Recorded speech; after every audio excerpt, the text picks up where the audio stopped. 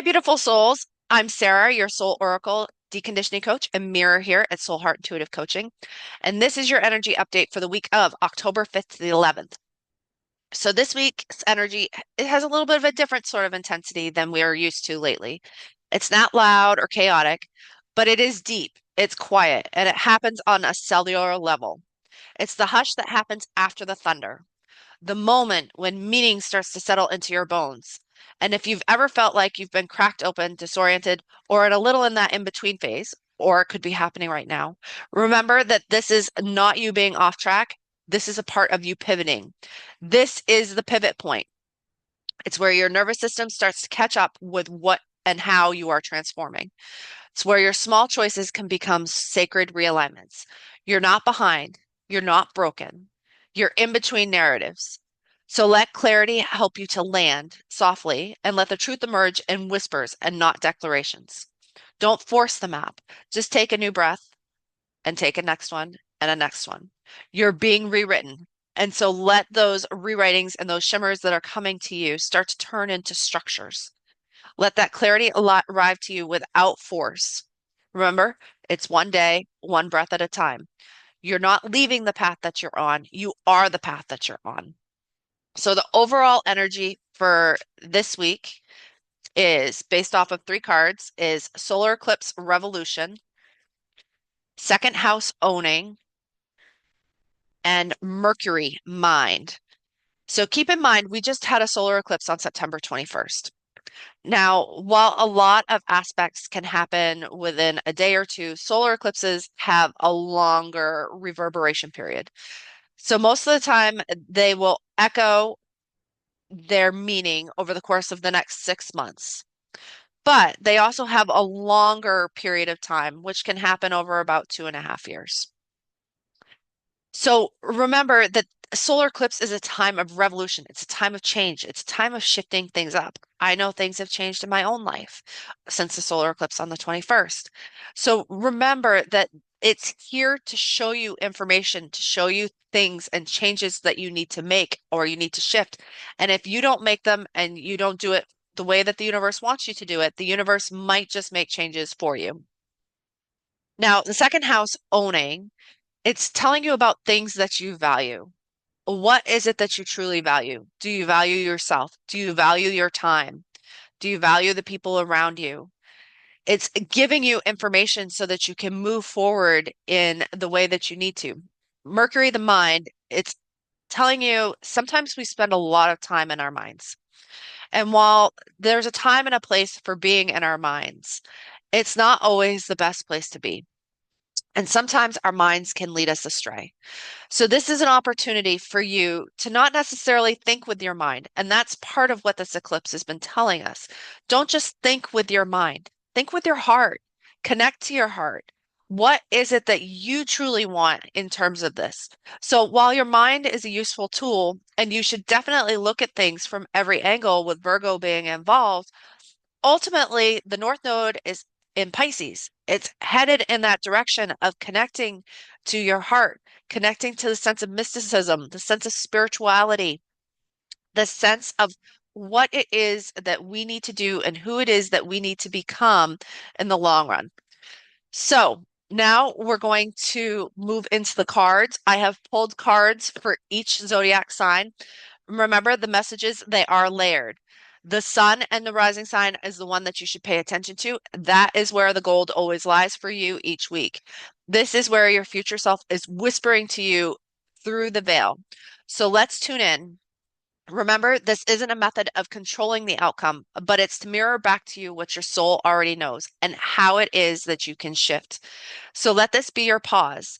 This is your anchor. It's not here to break you, it's here to recalibrate you. So let's get started. So, Aries, your card this week is modify. So you need to make changes. You need to make shifts to what it is that you've been doing. The universe wants you to make these changes. It wants you to make modifications. It doesn't mean that you need to throw everything out. You need to fine tune things. You need to adjust things so that they are more in alignment with what you want. So remember, this is a modification. It's not throwing everything out. It's not tossing it. Don't be impatient with yourself. Allow this to unfold the way that it needs to. But you need to make shifts, you need to make changes. So pay attention to where it is that you need to make the shifts and where it is that you need to make the changes, as that is what is important right now. Taurus, your card this week is self-love. It is important that we learn to love ourselves, and we love ourselves enough to let things go if they aren't serving our purpose any longer. Self-love is one of the most challenging and difficult lessons that any of us can learn while we're here. And this week, Taurus, it's your turn. Love yourself enough to stand up for yourself. Love yourself enough to be able to look at yourself in the mirror and know that you love yourself first and foremost, and that you are doing the things that you need to do for you. It's important that you learn that lesson and that you learn to love yourself. As I said, there's no greater lesson that you can learn in this lifetime than to love yourself. And the universe wants you to focus on that this week.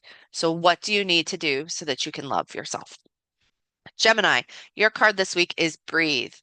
So most likely, Gemini, you've been going, going, going. You've been moving around, just trying to get things done and accomplished. This is a week for you to rest a little bit. Now, the energy might not be fully in alignment with that, but it is important that you take the time, you take some time and you rest and relax because the universe wants you to take a breath because in that quiet and in that reflective place, you can find the opportunity to see things that you might not have been seeing clearly.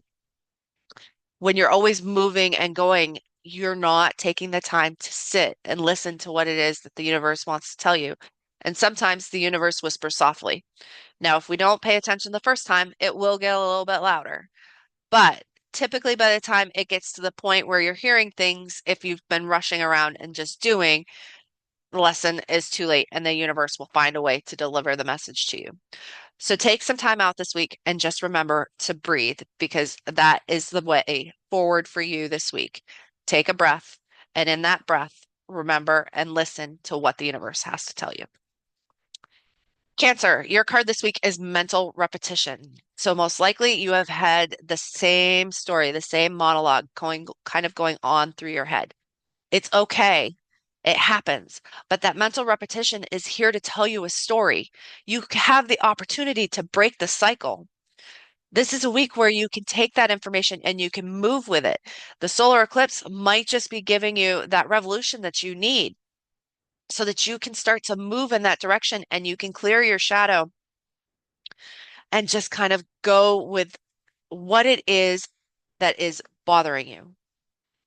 There's a deeper story that's down there, but you have to be willing to dig into it and you have to be willing to listen to it. So pay attention to what it is that your mental repetition is telling you this week because it has something important to say. All right, Leo, your card this week is meditation. This is a time for you, similar to Gemini, to sit, to rest, to relax, but tap into the universe, tap into what it has to tell you. It has information that's there for you. It's telling you something for a reason. But in your case, instead of sitting there and breathing and sitting in the silence, you are going to have to meditate.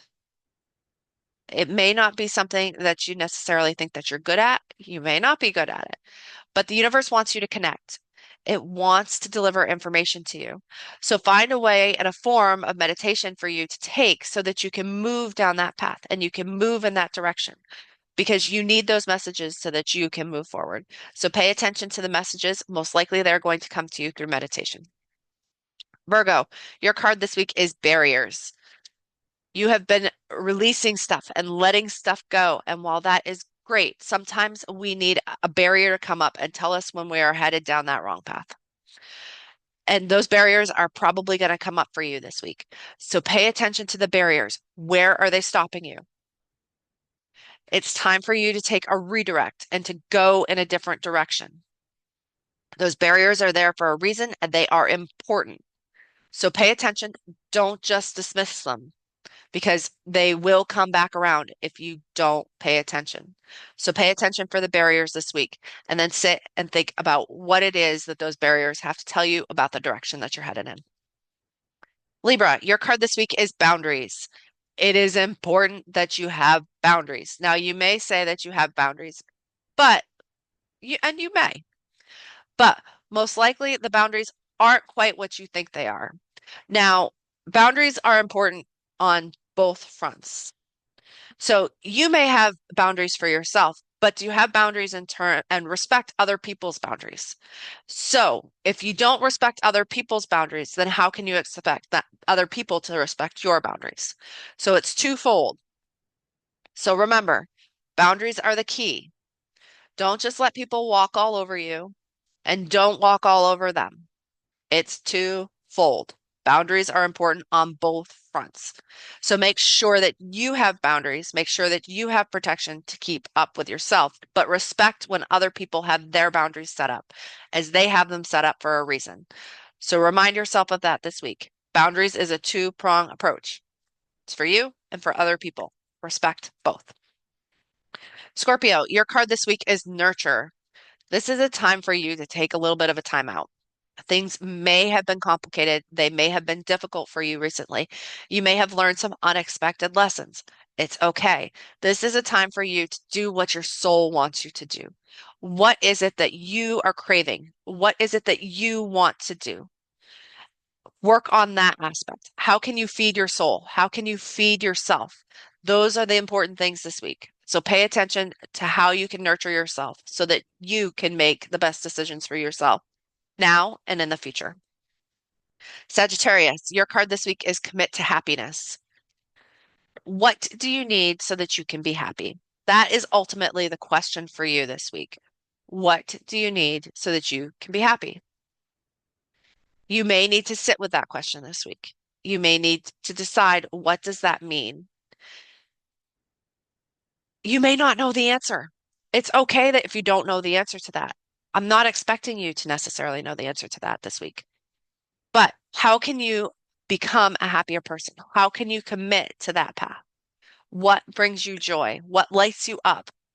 Those are the questions that you need to be thinking about this week. Capricorn, your card this week is give back. A lot of times we can be in that kind of take, take, take. This isn't one of those times for you. It's not a time for you to take. It's a time for you to give back. Somebody is most likely in a situation that is either not necessarily of their own making or they need some help. There are a lot of people in this country right now, here in the United States, that need help. This is a time for you, especially if you have the resources to do so, to give to somebody else, to give what somebody else needs, to help them just a little bit. It could be emotionally, it could be monetarily. Either one works. But it's important that you give something back because that person, they may not ask for it, but they might just desperately need it. So find a way to give something back this week because you have most likely been on the receiving end of that at some point in time. And it always circles back. Aquarius, your card this week is growth. Where are you growing? And are you growing? If you are growing, that's great. Keep going along that path. But a lot of times, what happens is we get scared of the growth that's going on in our lives, and we start to kind of get afraid and we withdraw and we move inward. And so we start to try and control and to prevent that growth.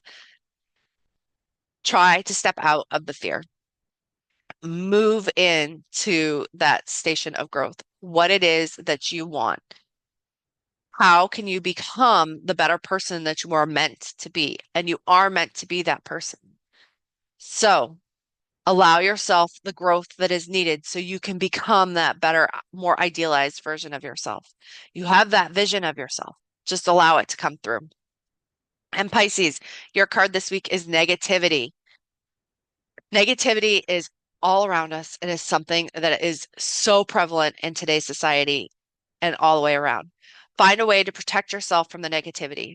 But not only that, find a way so that you yourself can be in a more positive frame of mind.